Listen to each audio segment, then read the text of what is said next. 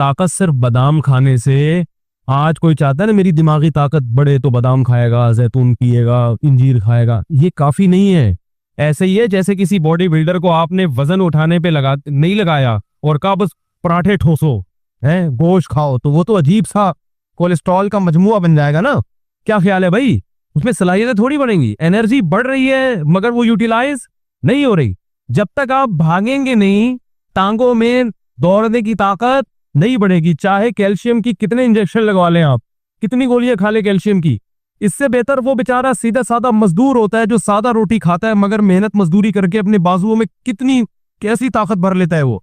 तो आज जो दिमाग लोगों के कमजोर है वो इसलिए नहीं कि खुराक नहीं मिल रही, बादाम नहीं मिल रहे, कमजोर इसलिए है कि दिमाग इस्तेमाल हो ही नहीं रहा। ड्रामे देख रहा है, फिल्में देख रहा है, क्रिकेट के मैच देख रहा है, इसमें क्या दिमाग इस्तेमाल होगा आपका भाई? उसने छक्का लगा दिया, उसने चौका लगा दिया, वो फला जीत गया, इसमें दिमाग इस्तेमाल नहीं होता। अहादीस में बाहर के इंसान से ज्यादा अंदर के इंसान की इस्लाह की कोशिश पर जोर दिया गया है। डॉक्टर बाहर के आदमी को ठीक करता है, इसमें मेडिकल साइंस में यही कुछ पढ़ा है। अंदर ठीक करने की ताकत उसमें बोले नहीं। ये खूब समझ ले, अंदर का इंसान ठीक करने की अथॉरिटी अल्लाह ने सिर्फ पैगंबरों को दी है और ये सलाहियत भी अल्लाह ने सिर्फ पैगंबरों को दी है। ये सलाहियत नफ्सियाती डॉक्टरों के पास बोले नहीं है। आज लोग अपना अंदर ठीक करने के लिए भी डॉक्टर से रब्ता करते हैं, साइकोलॉजिस्ट से, साइकेट्रिक से। ये बहुत बड़ी मिस्टेक है आपकी।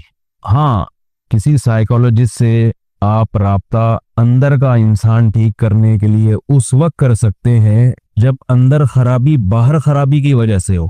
समझ में आ रही है बात? बाज़ बीमारियां ऐसी होती हैं जो दिमागी होती हैं, कुछ केमिकल आगे पीछे हो जाते हैं, उसकी वजह से आदमी की अंदर की सेटिंग भी खराब। तो वो अंदर की सेटिंग बाहर की वजह से खराब हुई है, उसके लिए डॉक्टर आपको मेडिसिन देके या कुछ दाएं बाएं करके वो केमिकल आपके सेट कर देगा। एक आसान सी मिसाल से समझाता हूँ। आपको अगर नींद नहीं आती तो ये बाहर की सेटिंग की खराबी है ना, दिमाग, ये बाहर की खराबी है ना। बाहर का आदमी खराब है, मशीन खराब है, आपको नींद दिमाग के कुछ भी हो गया है, तो इसकी वजह से आपके अखलाक भी खराब होते हैं, आप में चिड़चिड़ापन पैदा हो जाता है, बात बात पे गुस्सा आता है। तो देखने वाला ये कहेगा कि ये अंदर से ठीक नहीं है, बदतमीज आदमी है, बद अखलाक है, लेकिन ये असल में अंदर से ठीक ना होना बाहर की सेटिंग आउट होने की वजह से सो नहीं रहा बेचारा। समझते हैं? तो डॉक्टर ये करेगा, नींद की गोलियां दे देगा, आप सो जाओ। जब आपकी नींद प्रॉपर होगी तो आपके अखलाक क्या हो जाएंगे?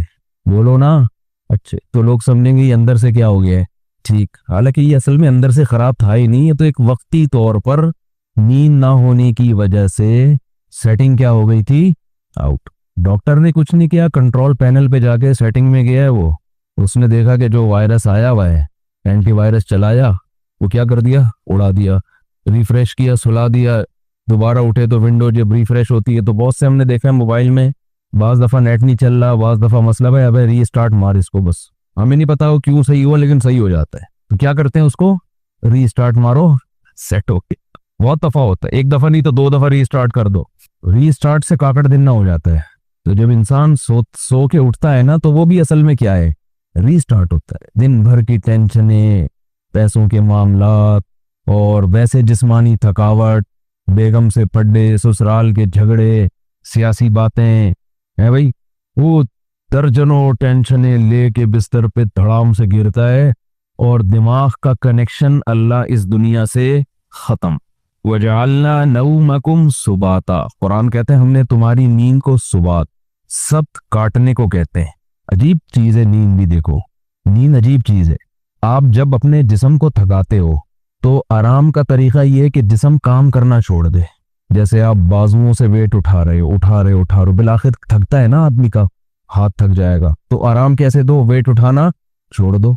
जिम में आपने देखा होगा वेट उठाते हैं, अब 15वें सेट पे जाके चीखें निकल रही होती है ना, वो आवाजें आ रही होती है, तो उसके बाद वो थोड़ी देर आराम करते हैं, फिर दोबारा उठाते हैं।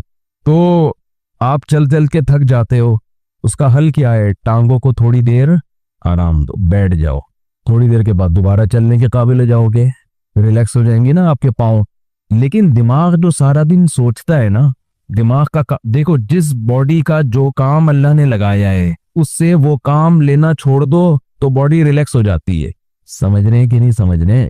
भाई काम लेना छोड़ देना, हाथ से वजन उठाना छोड़ दें तो हाथ क्या हो जाएंगे? रेस्ट। चलना छोड़ दें तो टांगों को क्या मिलेगा? टांगों का काम है चलाना। अच्छा, आजकल टांगों का काम चलना रहा नहीं है। आजकल टांगों का काम सिवाय पैंट पहनने के, पैंट बांधने के, क्योंकि अगर टांग ना होती तो सलवार कहाँ पहनते, हम पैंट कहाँ पहनते। चलना फिरना लोगों ने क्या किया है? छोड़ दिया है। हर काम बाइक पे हो रहा है, हर काम बस में हो रहा है, जहाज में जा रहे हैं, बसों में जा रहे हैं, तो चलना फिरना गया खत्म। तो टांगे तो बर्बाद होंगी ना, घुटनों की बीमारियां, और ये जो कुछ मस्जिदों में देखो कितनी कुर्सियां आती चली जा रही है। तो टांग को अल्लाह ने पैदा किसके लिए किया है? चलने की। तो ये चलेगी तो फिट रहेगी।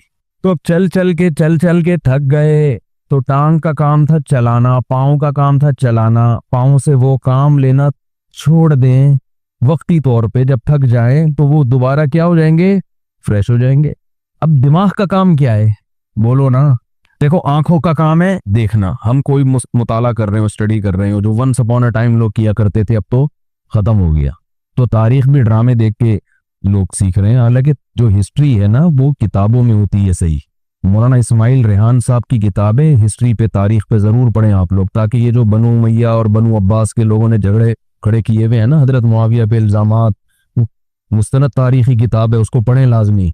वरना आप गलत लिखी हुई तारीखें पढ़ेंगे तो आपका दिमाग खराब हो जाएगा। बाज लोगों को बनु उमैया खोलिया हो गया है। तो माली खोलिया होता है ना, एक बनु उमैया खोलिया, हर बात घुमा घुमा के बनु उमैया के खिलाफ। भाई उसमें अच्छे काम भी हुए हैं, बुरे काम भी हुए हैं, अच्छों को अच्छा कहो, बुरों को बुरा को, हर दौर हुकूमत में हुआ है। लेकिन उनका कुछ नफसियाती मसला बन चुका है।